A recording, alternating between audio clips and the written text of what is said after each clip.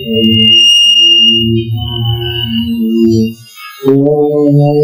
नमो भगवते वासुदेवाय। ओम नमो भगवते वासुदेवाय। ओम नमो भगवते वासुदेवाय।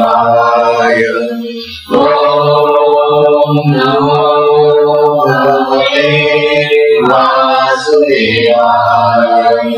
ओम नमो भगवते वासुदेवाय।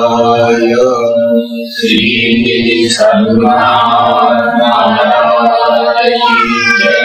अवधूत चिंतन श्री गुरुदेव दत्त। परम पूज्य श्री सद्गुरु संत ज्ञानेश्वर महाराज की जय।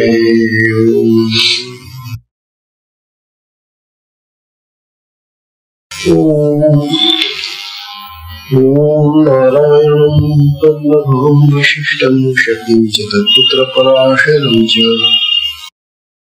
व्यासं शुकं गौडपदं महान्तं गोविन्दयोगीन्द्रमथस्य शिष्यं श्रीशङ्कराचार्यमथस्य पद्मपादं च हस्तामलकं च शिष्यं तन्त्रमौटकं वार्तिककालवन्यानस्मद्गुरुं सन्ततमानतं श्रुतिस्मृतिपुराणानामालयं करुणालयं नमामि भगवत्पादं शङ्करं लोकशङ्करं।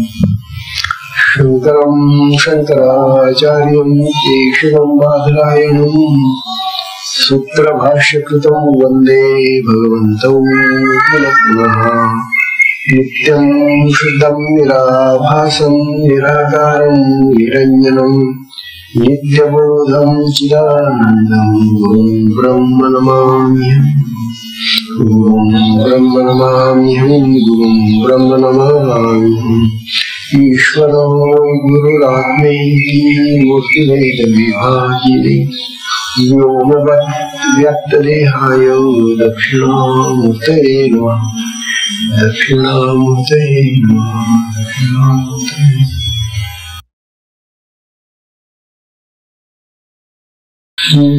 सद्गुरुनाथ महाराज की जय। अवधूत चिंतन श्री गुरुदेव दत्त।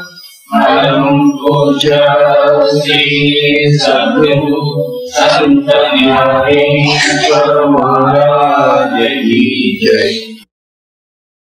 परम पूजनीय श्री सद्गुरु संत ज्ञानेश्वर महाराज, साधकांचे माय बाप बालयोगी आणि भगवान विष्णूचे अवतार असलेले ज्ञानोबा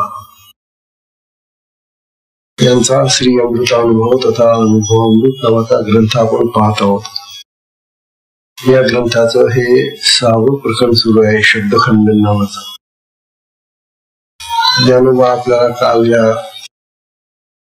प्रकरणातली ही 20वी ओवी सांगत होते। शब्दाचा जो उपयोग आहे तो जगातल्या सर्वसामान्य लोकांना जगाच्या कार्यासाठी, जगाचं ज्ञान व्हावं त्यासाठी आहे, परंतु आत्मदर्शनासाठी, आत्मस्थिती प्राप्त होण्यासाठी या शब्दाचा काही उपयोग नाही, असं ज्ञानोबा आपल्याला सांगून राहिले। कालची ओवी अशी आहे बा, का जे बोले अविद्या नाशे, का जे बोले अविद्या नाशे, मग आत्मीने आत्मा भासे, मग आत्मानी आत्मा भासे, हे म्हणत खेळ पिसे आले चिकी, हे म्हणत खेळ पिसे आले चिके। ज्ञानोबा सांगले, ज्या बोलण्याने, का जे बोले, बोले म्हणजे बोलणं, शब्द, ज्या शब्दांनी अविद्येचा नाश होतो असं म्हणतो, का जे बोले अविद्या नाशी. बोले म्हणजे शब्द. शब्दांनी अविद्येचा नाश होतो आणि मग अविद्या नष्ट झाल्यानंतर मग तो आत्मा आपल्याला आत्म्याच्या दृष्टीनं आत्म्याच्या स्वरूपात प्रगट होतो असं म्हटलं जात. वास्तविक हे खरं नाही. अविद्या ही आत्म्याच्या ठिकाणी मुळीच नाही. नाव घ्यायला सुद्धा थोडीशी सुद्धा अविद्या अज्ञान त्या ठिकाणी नाही. जिथं अविद्याच नाहीये तिथं हा शब्द ती दूर कोणाला करणार. अज्ञान अविद्या माया ही जी गोष्ट आहे ती आत्मस्वरूपाला प्रगट करण्यासाठी शब्द नष्ट करतो हे म्हणणं अगदी वेडे पिसे वेडेपणाच आहे. हे म्हणावया पिसे आलेचे की. पिसे म्हणजे वेडेपणा. हा वेडेपणा मग आपला येतो. काय वेडेपणा झाला बोलण्यामध्ये आपला की शब्द हा अविद्या नष्ट करतो आणि मग आम्हाला आत्मा प्रकाशित होतो. आत्मा आपल्याला दिसतो. हे म्हणणं अतिशय वेडेपणाचं आहे. किती वेडेपणाचं आहे हे ज्ञानोबा सांगतात. किती वेडेपणाचं सांगू का तुम्हाला. दोन मित्र होते. दोन्ही वेडे बावळट. आता ते बसले असे बरेच लोक त्याच्या बाजूला जमलेले. वेडा म्हटला की त्याच्या गप्पा ऐकायला त्याच्या गोष्टी ऐकायला जमतात ना. त्यामुळे बरेच लोक जमले होते त्यांच्या बाजूला आणि मग ते आपसात बोलत होते. एक वेडा म्हणाला अहो माझे आजोबा होते ना त्यांना पुत्र झाला ते निपुत्रिक होते म्हणे. काय झालं. आजोबा निपुत्रिक होते. याचा बाप कुठून आला आणि याला बापच नव्हता तर मग हा आला कुठून. कसा वेडेपणाचा बोलतोय तो. म्हणतो माझे आजोबा निपुत्रिक होते. दुसरा जो वेडा होता तो अरे तुझे आजोबा असतील पुत्रिक पण माझ्या वडिलांनी लग्नच केलं नाही.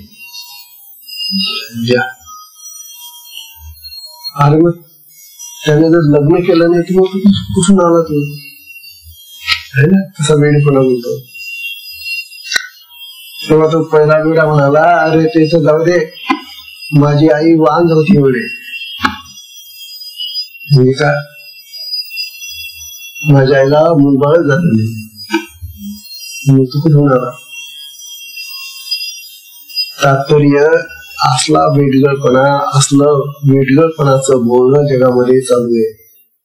हे असं बोलणं म्हणजे काय की हा शब्द आत्म्यामध्ये असलेलं जे अविद्येचं वातावरण आहे किंवा अविद्या जी आहे अज्ञान आहे ते नष्ट करतो आणि मग आत्मा आम्हाला दर्शन देतो. हे म्हणणं हे जे बडबडून आलेले वेडे त्या वेड्या लोकांच्या बडबड एकच वेडेपणाच आहे असं ज्ञान उदाहरण दिली वेडेपणाची. तात्पर्य माणसं असं काय बोलतात आणि काय त्यांचं त्यांना समजत नाही. फार वेगळं आहे जगामध्ये. सार गोष्ट अशी की शब्दाने आत्म्यामध्ये असलेलं किंवा जवळ असलेलं अज्ञान नष्ट होत नाही. मुळात अविद्या अज्ञान या गोष्टी ज्या आहेत त्या भ्रमात्मक आहे, कल्पित आहेत. माया कल्पित आहे. आणा पकडून जर मायाला कोणी जर म्हणेल की बाबा मला अज्ञान आहे, माझ्यामध्ये अज्ञान आहे, अविद्या आहे, दाखव बर काढू किती आहे कशी आहे ती.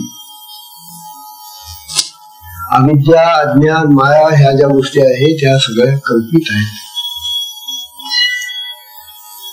म्हणून ज्ञानोबा सांगलेले की हा शब्द अशा कल्पित गोष्टींना कसं काय नष्ट करेल तो, ज्या नाहीतच मुळी. तेव्हा शब्दाला अविद्या नष्ट करण्याचं सामर्थ्य नाहीये आणि ते आत्म्याजवळच तर मुळीच नाही. आत्म्यामध्ये अविद्याच नाहीये. तात्पर्य असं की आत्मा स्वयं प्रकाशित आहे. आत्मा सर्व शक्तिमान आहे. त्याला कुणाच्या शक्तीनं कुणाच्या मदतीनं काहीही करून घ्यायचं नाही. तो इतका समर्थ आहे आत्मा. तो सगळ्यांना पोचतो, सगळ्या जगाला, पृथ्वीला, सगळ्यांना देणारा तो आत्मा आहे. तेव्हा त्या शब्दाला काय, शब्दातून काय घेतो? तेव्हा शब्दाचं हे सामर्थ्य नाही. आत्मदर्शन होण्यासाठी शब्द काही उपयोगाचा नाही असं ज्ञानोबा आहे. आणि बरीचशी माणसं, बरेचसे जगातले लोक त्या शब्दावरच फार भरोसा ठेवून आत्म्याची साधना आम्ही करतो, आत्मा प्राप्त होईल आम्हाला, आम्ही भजन करतो, आम्ही जप करतो, आम्ही अमुक करतो, धनुक करतो. करा, करायला काय आमची हे नाही. परंतु जी तुमची समजूत आहे की या अशा पद्धतीने आम्ही आत्म्यामध्ये प्रविष्ट होऊ किंवा आम्हाला तो आत्मा प्रकाशित करता येईल, ही जी समजूत आहे ही वेडेपणाची समजूत आहे असं ज्ञानोबा सांगत आहे. आणि ती किती वेडेपणाची आहे तर त्याची आता ही उदाहरणं पाहिली आपण. या वेड्यांची बोलण्याची, इतकं वेडेपणाचं ते बोलणं आहे असं ज्ञानोबा आपल्याला सांगायले. या अमृतानुभवामध्ये एक गोष्ट महत्वाची आहे. इतर ग्रंथांमध्ये ते जे ग्रंथाचे लेखक आहेत ते आपल्याला दोन पद्धतीने समजून सांगतात. समजून सांगण्याची दोन प्रकारची पद्धती आहे बरं का. ज्याने म्हणतात पहिला प्रकार आहे प्रमाणांनी समजून सांगणे. प्रमाण शब्द प्रमाण आहे, अनुमान प्रमाण आहे, प्रत्यक्ष प्रमाण आहे, ऐतिहासिक प्रमाण आहे, उपमेय प्रमाण आहे. अशी 6 प्रमाण आपण मागे पण पाहिली होती. तेव्हा जगातल्या वस्तूंचं ज्ञान मात्र प्रमाणाने होऊ शकत. ज्यांना काही समजत नाही त्यांच्यासाठी प्रमाण उपयुक्त असतात. उदाहरणार्थ प्रत्यक्ष प्रमाण काय आहे? प्रत्यक्ष म्हणजे आपल्या पुढे असलेली वस्तू ती दाखवली की मग आम्हाला कळतं. आता घड्याळ आहे इथं, हे प्रत्यक्ष इथं आहे, हे प्रत्यक्ष प्रमाणात उदाहरण आहे. अनुमानाचं म्हणजे दूर दिसतो आणि तिथं आम्हाला वाटतं की तिथं अग्नी असला पाहिजे, हा अग्नी असणं हे अनुमान प्रमाण आहे. अशा प्रकारे प्रमाणांच्या साह्याने जगाचं ज्ञान दिलं जातं. ग्रंथामधून हे प्रमाण सांगून ऐकणाऱ्यांना प्रमाणांच्या माध्यमातून हे ज्ञान होतं. असा एक प्रकार आहे. दुसरा प्रकार आहे युक्ती, दृष्टांत. दृष्टांत द्यायचा, एक गोष्ट सांगायची आणि हुबेहूब तशाच प्रकारचा दृष्टांत द्यायचा, तशा प्रकारची युक्ती सांगायची की त्या युक्तीनं त्या ऐकणाऱ्याला बरोबर कळून जात. या अमृत अनुभवामध्ये फक्त 3 ठिकाणी फक्त प्रमाण आलेले. बस सगळा ग्रंथ पाहिला जर आपण ज्ञानोबांनी फक्त 3 प्रमाण दिलेली आहेत.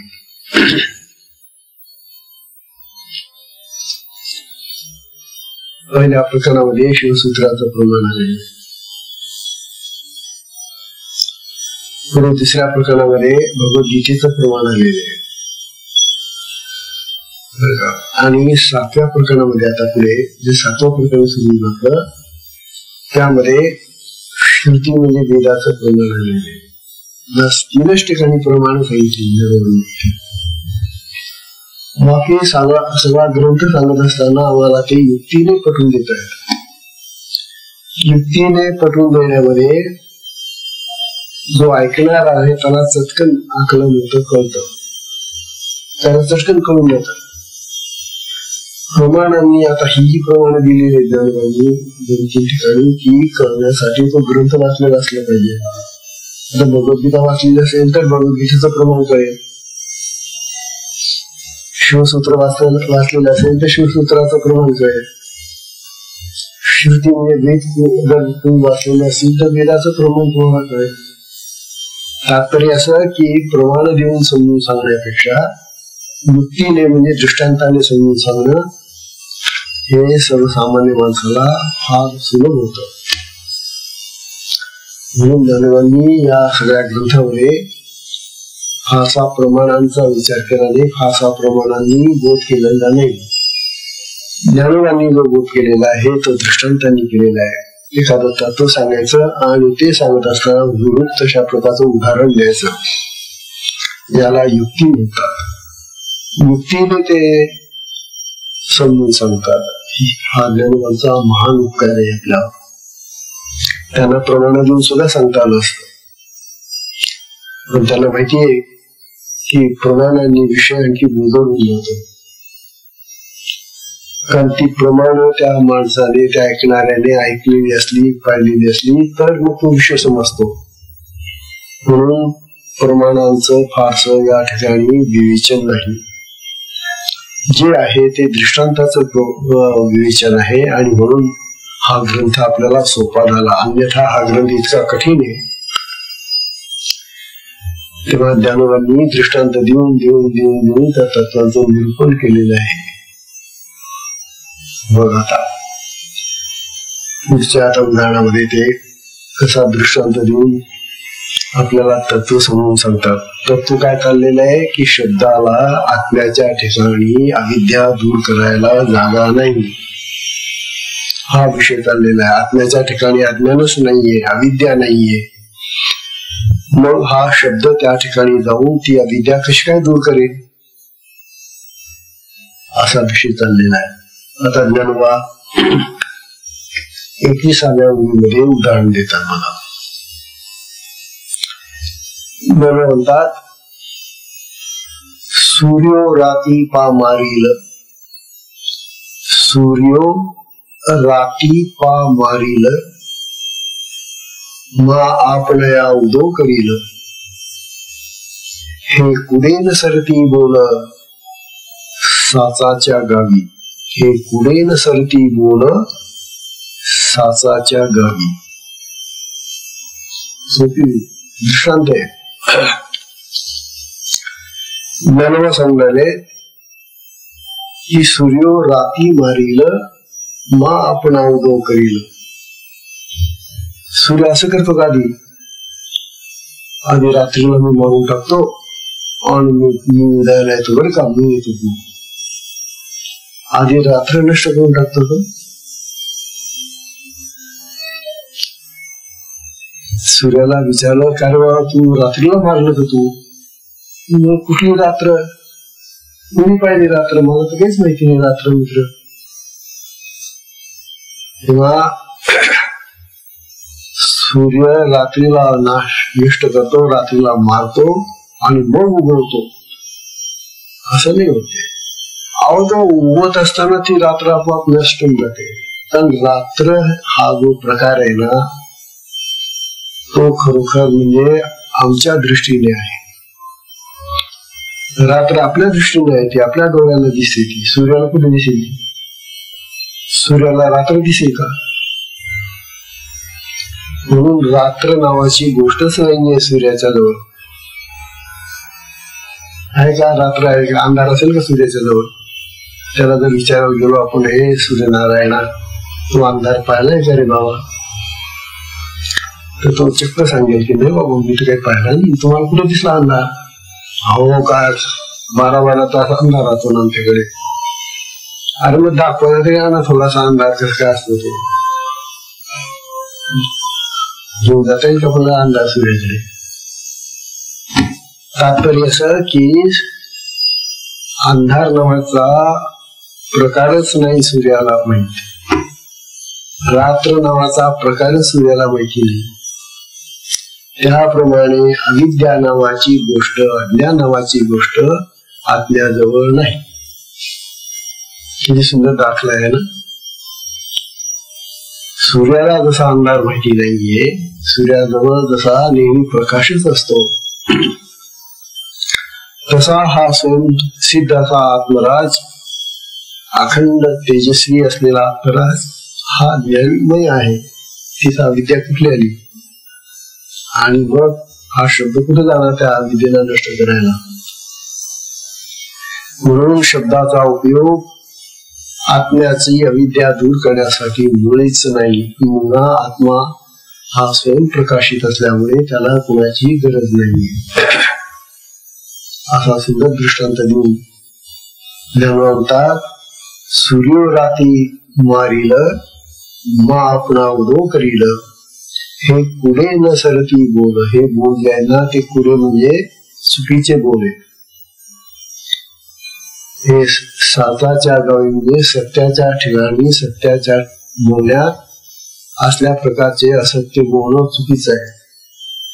हे सूर्य आधी रात्रीला नष्ट करतो, मारतो आणि मग उदयाला येतो, हे म्हणणं जसं वेडगळपणाचे चुकीचं आहे असं देव आपल्याला समोर आहे.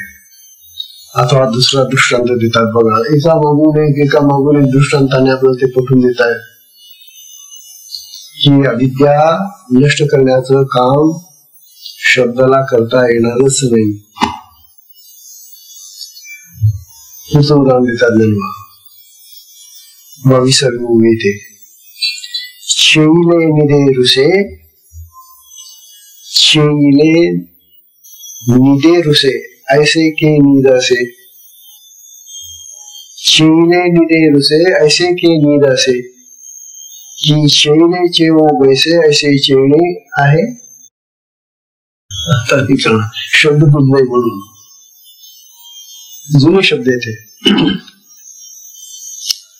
ज्ञानवा सांगले शेईले निदे रुसे. शेईले म्हणजे जागा झालेला, जागा झालेला विषय, जागा आहे तो. आणि म्हणे तो निदे रुसे म्हणजे निद्रेवर म्हणजे झोपेवर रुसलेला आहे. आता आपण जागे आहोत ना, आता आपण झोपेवर रुसलेलो आहोत का? भरपूर आपल्याला म्हटलं का त्या झोपेवर काय रुसता तुम्ही? अरे कसली झोप, मी जागा आहे, मी तर पहाटेपासून जागा आहे, मी झोपेवर कसला रुसणार आहे? तर जागा असलेला मनुष्य झोपेवर कस काय रुसेल? हे म्हणणं जसं वेगळंपणाच आहे. किंवा शेईले निदे रुसे ऐसे के नीद असे. तेव्हा जागा मनुष्य झोपेवर रुसलेला आहे अशी कुठे झोप असते कधी. किंवा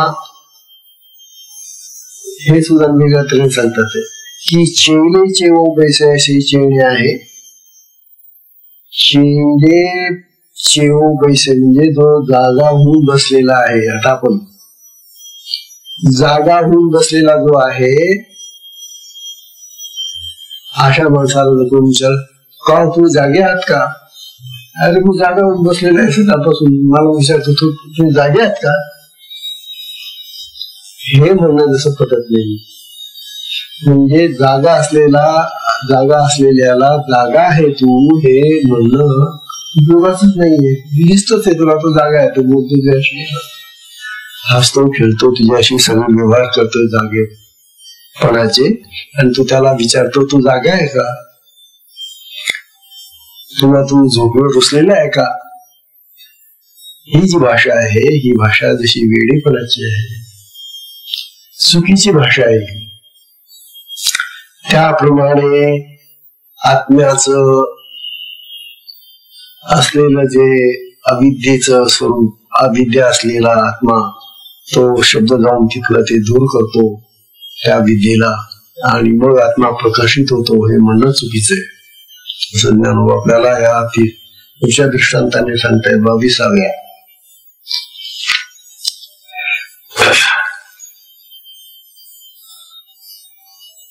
आता पुढची फार महत्वाची. 23वी ओवी ही जी आहे ती पुढच्या प्रकरणांचा सुतोवाच आहे. पुढच्या ज्या आणखी 2 प्रकरण जे आहेत, आता हे 6वं प्रकरण चाललेलं आहे, यामध्ये शब्दखंडन आहे. पुढचं जे 7वं आणि त्याच्या पुढचं जे 8वं प्रकरण आहे, त्या प्रकरणांमध्ये 7व्या प्रकरणामध्ये अज्ञान खंडन आहे आणि 8व्या प्रकरणामध्ये ज्ञान खंडन आहे. शब्दखंडन,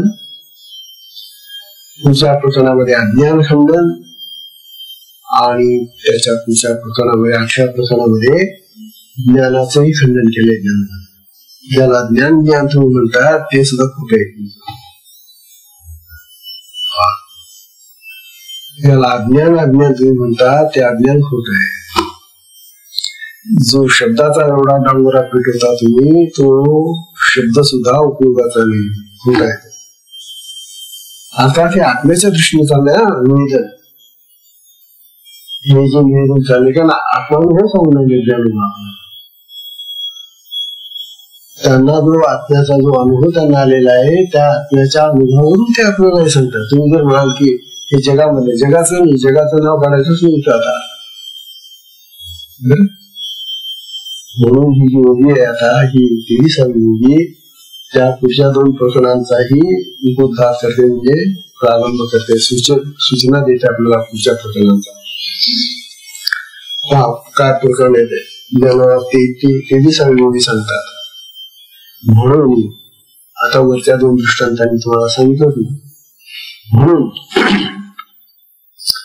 नाशापुरती अविद्या नाही निवृत्ती.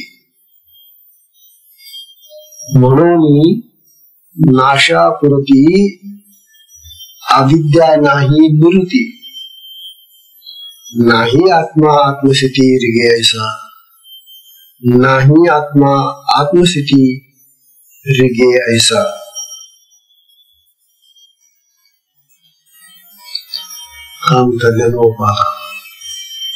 ज्ञानोबा आपल्याला असं समजले.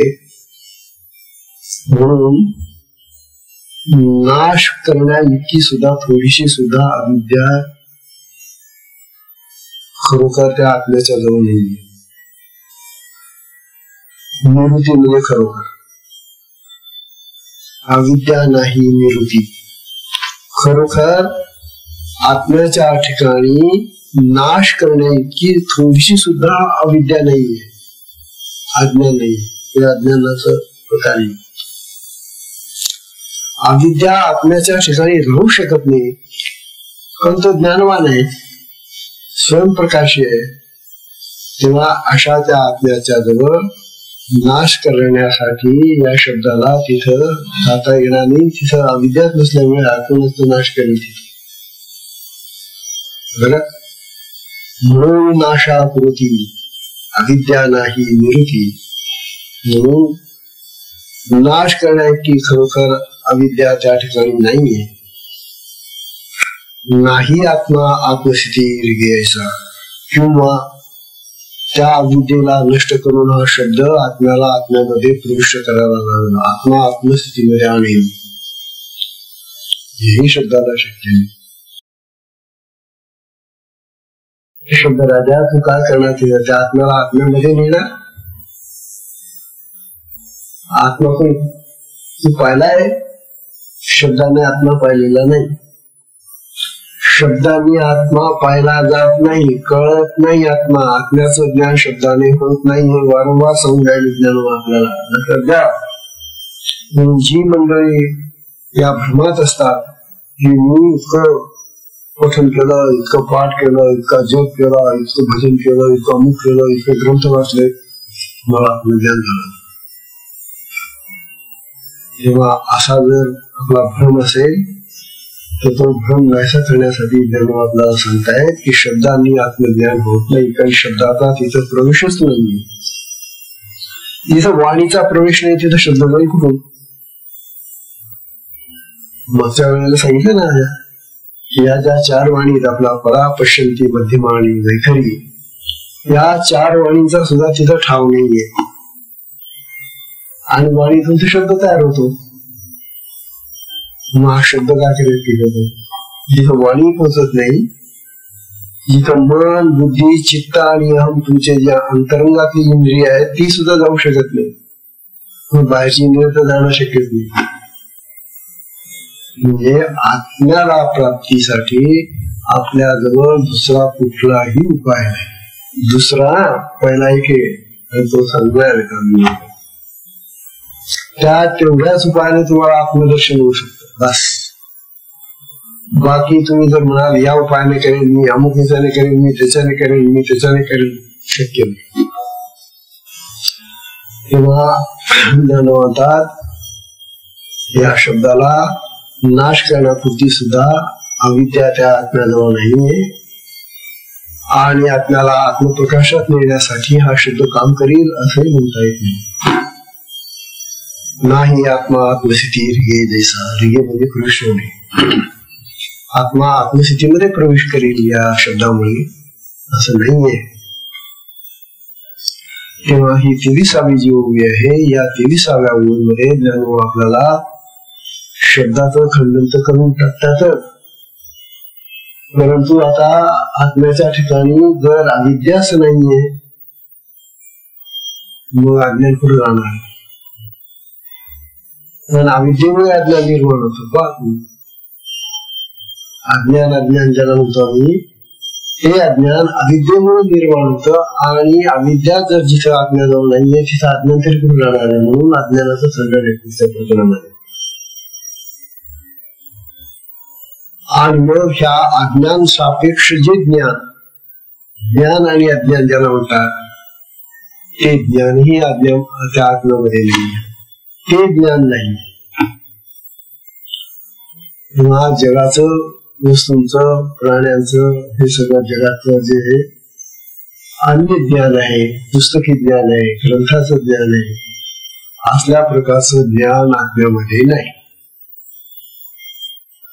आत्मा हो कसा असेल तो ज्यामध्ये शब्द जाऊ शकत नाही, शब्दाचं खंडन, ज्यामध्ये अज्ञान नाही म्हणतात, अविद्या नाही तर अज्ञान नाही, अज्ञानच नाही आज्ञामध्ये असेल कसं काय.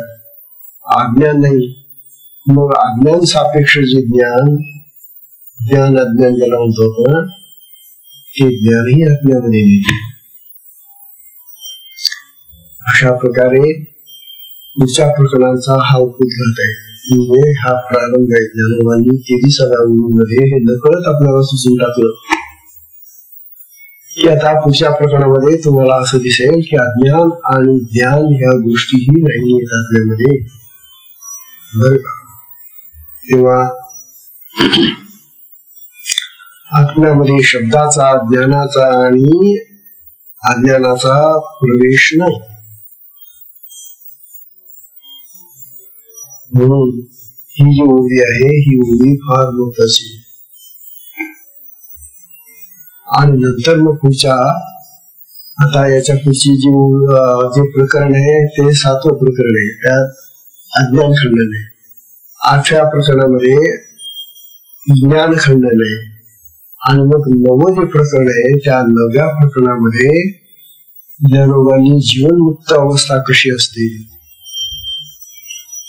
जो मनुष्य जिवंत असतानाच मुक्त होऊन गेला सगळ्यातून, ज्याला आत्मज्ञान प्राप्त झालेलं असते, आत्मस्थिती प्राप्त झालेली असते, त्याचं वर्णन मग पुढच्या प्रकरणामध्ये आलेलं आहे 9व्या प्रकरणामध्ये.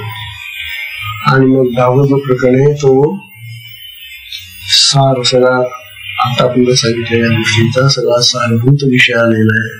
10व्या प्रकरणाची 10 प्रकरण आहे ह्या मुक्तानुभवाची. तेव्हा ज्ञानोबा आणि आचार्य शंकराचार्य, आदि शंकराचार्य दोन्ही महापुरुष होते आपल्या देशामध्ये. आचार्यांचे फार मान कार्य आहे आपल्या देशामध्ये. पण काय झालंय, आम्ही आचार्यांना विसरून गेलो आणि ज्ञानोबांना फक्त महाराष्ट्रामध्येच काही थोडेसे लोक जाणतात, बाकी अन्य प्रांतामध्ये काय ज्ञानोबांचं. कारण ज्ञानोबांचं सगळं साहित्य जे आहे ते सगळं मराठी भाषेत आहे ना. त्यामुळे मराठी भाषेतलं हे जे साहित्य आहे ते फक्त महाराष्ट्रातच आहे. महाराष्ट्रातले सगळे लोक जाणतात. म्हणून हे या दोन महापुरुषांचं जे प्रचंड महान कार्य आहे हे कार्य जगातल्या लोकांना फार कमी माहिती आहे. आणि असंच होतं, जे अतिशय चांगलं असतं ना त्याची प्रसिद्धी होत नाही, आणि जे नुसतं चमकणार असतं ना खोटारड त्याचा फार प्रचार होतो. हा तुम्ही आज जगामध्ये काय चाललेलं आहे, खोटारडी माणसं जास्त जाऊन बसली यावर त्यांचा उदू उदू उडाला ना, त्यांनाच लोक मत देतात ना. जे सज्जन संत माणसं बिचारे ते घरी बसतात चुपचाप, त्यांचं कोणी ऐकत नाही. असा प्रकार असतो. म्हणून आद्य शंकराचार्य भगवान शंकराचार्य भगवान म्हणतात, फार मान कार्य आहे त्यांचं. तेव्हा ज्ञानोबा आणि आद्य शंकराचार्य यांचं जे तत्वज्ञान आहे याच्यामध्ये हे काही लोक म्हणतात की फरक आहे. आचार्य जे सांगतात ते काही वेगळं सांगतात आणि ज्ञानोबा काहीतरी त्यांच्यापेक्षा वेगळं सांगतात, असा काही भ्रम काही ज्ञानी लोकांच्या मनामध्ये आहे. तेव्हा हा भ्रम कशामुळे आणि का निर्माण होतो? ज्ञानोबा म्हणतात, आपल्या देशामध्ये दारिद्र्य फार आहे, गरिबी फार आहे की नाही. ज्या माणसांना गरिबी दूर करायचा बर का छंद लागलाय, तोच उद्योग लागलाय. काय करायचं आपल्याला? आता आपण गरीब आहोत, आपल्या घरामध्ये खाया प्यायला नाही, आपल्याला ते नाही, भांडे कुंडे नाही, घरे असं तसं आहे. मग अशी जी माणसं असतात त्या माणसांना ती गरिबी दूर करण्याचा छंद लागेल की नाही. आपल्या देशामध्ये फार दारिद्र्य जात आहे. अरे का असा होता आपल्या देशामध्ये की सामान्य मनुष्य सुद्धा राजासारखा राहायचा. असा काळ होता आपल्या देशामध्ये.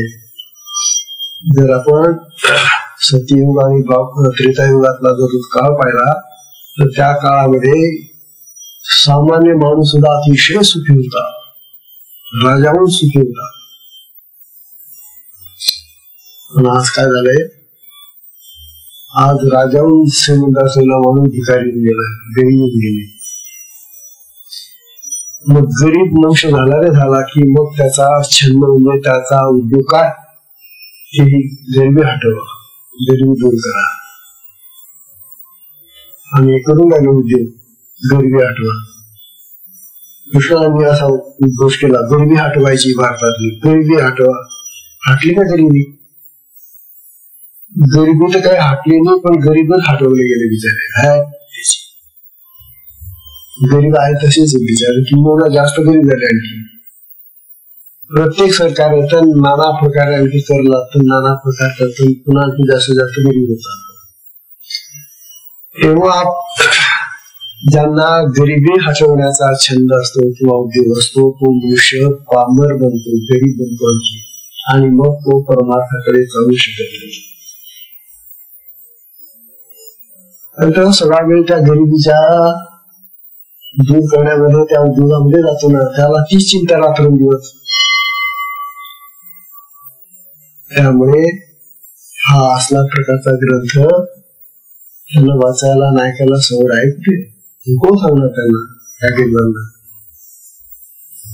म्हणून हे जे ज्ञान आहे, खरं ज्ञान जे आहे ते ज्ञान लोकांपासून दूर राहिलं आणि खोटारडेपणा आपला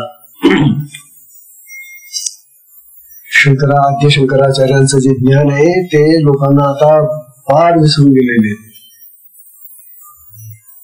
फार महान कार्य आहे, फार तेजस्वी असं ज्ञान आहे त्यांनी केले आणि इतक्या अल्प आयुष्यामध्ये त्यांनी केलेलं काम.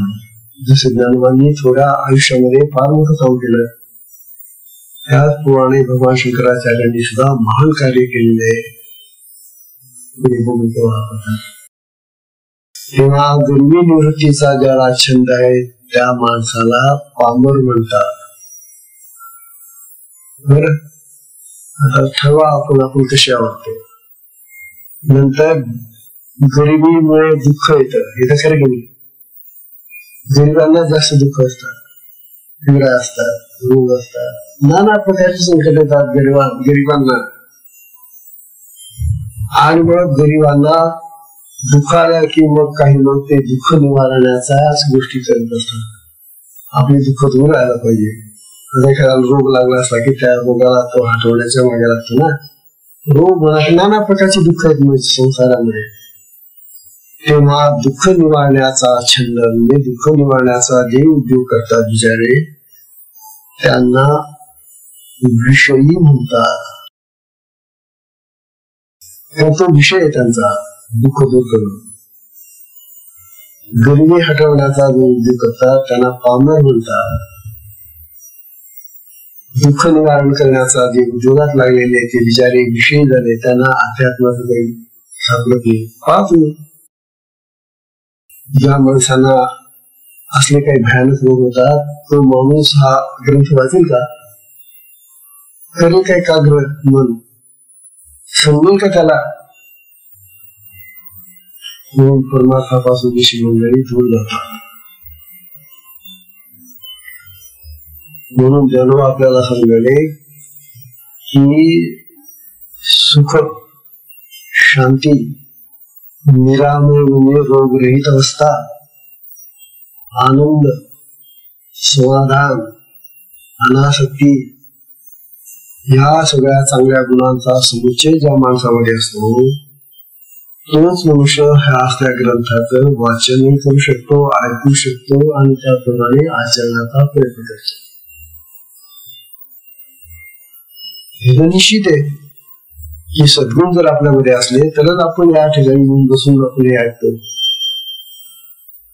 म्हणून सद्गुणांचा संचय परमार्थाला आवश्यक आहे. चांगल्या गोष्टी आपल्याला, सद्गुण आपल्याला प्राप्त व्हायला पाहिजे. आणि ही सद्गुणांची प्राप्ती आपल्याला जगामध्येच होते. जग ही एक अशी कार्यशाळा आहे, अशी प्रयोगशाळा आहे की ज्या प्रयोगशाळेमध्ये दुर्गुणही मिळतात आणि सद्गुणही मिळतात, आहे की नाही. दुर्गुण माणसांची संख्या जास्त झाली आज, म्हणून कमी होत झालं, आणि सद्गुण माणसांची संख्या कमी होत चाललेली. तेव्हा सद्गुण मिळूनच माणसं परमार्थाकडे येऊ शकतात. दुर्गुणी माणसांना परमार्थ नाही, त्यांना परमार्थाचा दरवाजा बंद. म्हणून सद्गुण प्राप्त करा. म्हणून साधकांना नेहमी माझं आणि आपल्या गुरु महाराजांचं सांगणं हेच होतं की वाईट संगतीत राहू नका. हे सारखा तुला गुरुची दीक्षा झालेली आहे, तुला ती साधना प्राप्त झालेली आहे, दैवी साधना, त्या साधनेमध्ये लक्ष लाव आणि या अशा वाईट लोकांच्या संगतीमध्ये जाऊ नको. तुम्ही जायचं असलं तर सत्संगती कर, चांगल्या लोकांच्या संगतीत राहा. हा उपदेश आमचे गुरु नेहमी करतात. श्री महाराज नेहमी सांगायचे. असो, गुरु सांगून सांगून तरी किती सांगणार, आहे की नाही. शेवटी ज्याला त्याला त्याचं हित कळलं पाहिजे. आपलं कल्याण कशात आहे हे जर ज्याला कळलंच नाही, त्याला दुसरं सांगून किती सांगेल. म्हणून आपल्या कल्याणाचा बोध आपल्याला व्हायला पाहिजे. आपलं कल्याण कशात आहे, आपलं हित कशात आहे ते प्रत्येकाला समजलं पाहिजे. आणि म्हणून जानोबा आपल्याला हरिपाठापासून शिकून राहिले. लक्षात घ्या, हरिपाठाचे अभंग हे असे अभंग आहेत की सर्वसामान्य माणसाला सुद्धा ते मुक्त करतात परमार्थाकडे. म्हणून हरिपाठाचे अभंग हे सगळ्यात सोपे अगदी लिहिले जानोबांनी. ते एवढ्यासाठी लिहिले की अशी जी मंडळी आहे की जी परमार्थामध्ये येऊ इच्छितात परंतु त्यांना मार्गदर्शन नाही. म्हणून जानोबांनी हरिपाठाचे, नंतर मग गाथा लिहिले, त्याच्यामध्ये अभंग आहे त्यांची गाथेमध्ये. आता त्याच्यावर सगळ्या प्रकारचे आले बघा. गाथेनंतर ज्ञानोबांनी ज्ञानेश्वरी लिहिली, भगवद्गीतेचे अनुवाद आहे. पण त्या भगवद्गीतेच्या अनुवादामध्ये सुद्धा आपला जो मार्ग आहे शक्तिपात मार्ग, त्याचं महत्व त्या ठिकठिकाणी त्यांनी वर्णन केलं आणि गुरुचं महत्व वर्णन केलं. सद्गुरूंचं महत्व आणि शक्तिपात मार्गाची साधनेचं महत्व ज्ञानेश्वरीमध्ये खूप ठिकाणी त्यांनी सांगितले. आणि नंतर मग हा अमृतानुभव हा त्यांच्या आत्म्यामध्ये जी स्वरूप स्थिती त्यांना प्राप्त झाली, आत्मस्थिती प्राप्त झाली, त्यावेळेला जे अनुभव त्यांना आले ते अनुभव त्यांनी लक्षात घेऊन सामान्य स्तरावर येऊन बघितले आणि आपल्या गुरूंना सांगितले. हा जो ग्रंथ आहे हा त्यांनी आपल्या गुरूंच्या पुढे सांगितलेला ग्रंथ आहे. आणि यानंतर मग चांगदेवाला उपदेश केला. हा चांगदेवांना केलेला 65 वयातला उपदेश त्या चांगदेवाला पार बघून टाकलेला ठरला. तो चांगदेव तोही महात्मा बनला, आत्मज्ञानी बनला. अशा प्रकारचं एक महान कार्य ज्ञानोबांनी आपल्या थोड्याशा आयुष्यामध्ये केले. 28 वर्षाचं आयुष्य. अरे 28व्या वय म्हणजे काय मोठे का?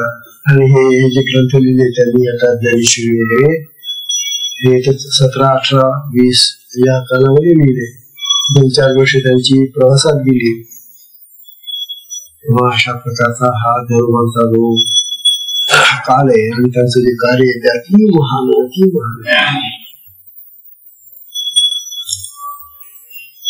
तेव्हा 24वी ओळी येते. आता या 24व्या ओळीमध्ये ते अविद्येचं स्वरूप कसं असतं ते सांगून मिळणार. अविद्येचं स्वरूप सांगत असताना ही अविद्या जर आपल्यामध्ये असेल तर आपल्याला चटकन कळेल की हा आपल्यामध्ये कोणाशी अविद्या आहे बरं का. हे ऐकल्याशिवाय नाही कळत आपल्याला, कोणतरी सांगावं लागतं तर आपण आपलं आत्मपरीक्षण करतो. आता काय म्हणतात ते अविद्या कशी असते. अविद्या तव स्वरूपे वांझेचे किर जोगते. म्हणतात ज्ञानोबा, अविद्या तव स्वरूपे वांझेचे केर जाऊके, मा तर्काचे खुरपे खांडे कोणी, मा तर्काचे खुरपे खांडे कोणी.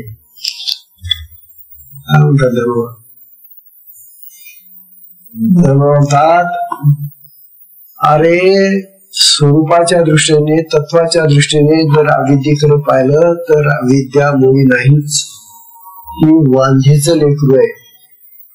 तर वांझ स्त्री जी असते तिला लेकरू होतं का? पण शब्द तर आहे वांझेचं लेकरू, शब्द आहे परंतु लेकरू नाही. तसं शब्द आहे काय? अविद्या, अज्ञान. शब्द आहे पण पदार्थ नाही, ही वस्तू नाही. म्हणून ज्ञान म्हणतात अविद्या नावाचा कुठलाही प्रकार नाही, विद्या नाही, अविद्या. मग ज्ञान म्हणतात हे वांजेच जर लेकरू असेल, खोटं असेल हे, मग तर्काच्या भाषेनं खुरपं घेऊन त्याला निर्णयात काय नष्ट करण्यात काय अर्थ आहे? हे अविद्या कशी काय नष्ट करा तुम्ही तर्काच्या खुरप्याने? जसे तण काढतो ना आपण खुरपं घेऊन, तसं तर्काचं खुरपं घेतलं म्हणजे काय केलं? मी तर्काच्या भाषेनं आम्ही त्या अविद्येला दूर करतो. म्हणजे तर्क कल्पना, तुमच्या कल्पनेनं, तुमच्या तर्काने अविद्या कधीही दूर होऊ शकत नाही. कारण मुळात अविद्याच नाहीये. असा हा ज्ञानोबांनी अविद्येचं हे स्वरूप सांगण्याने ज्ञानोबा. हा सुंदर विषय. आता हा सत्संगाची वेळ संपलेली आहे. तेव्हा उद्याला आपण या 24व्या उद्याचा महाकांक्षी पुढे पाहू. अतिशय मनन करण्यासारखा, अत्यंत आपल्याला अंतःकरणाला पकडणारा असा काही सिद्धांत देव आपल्याला सांगून जातात आणि त्यामुळे आपलं परिवर्तन होतं, बदलत जातं मनुष्य. आपल्या यापूर्वीच्या ज्या कल्पना असतात त्या कशा भ्रामक असतात, कशा चुकीच्या असतात, म्हणून त्या कोणीतरी सांगाव्या लागतात तरच तो भ्रम जातो. उद्याला आपण उद्या आहे 20वी सगळ्याची वेळ संपली. सत्संगाला विषय दिला. हरि ओम तत्सत.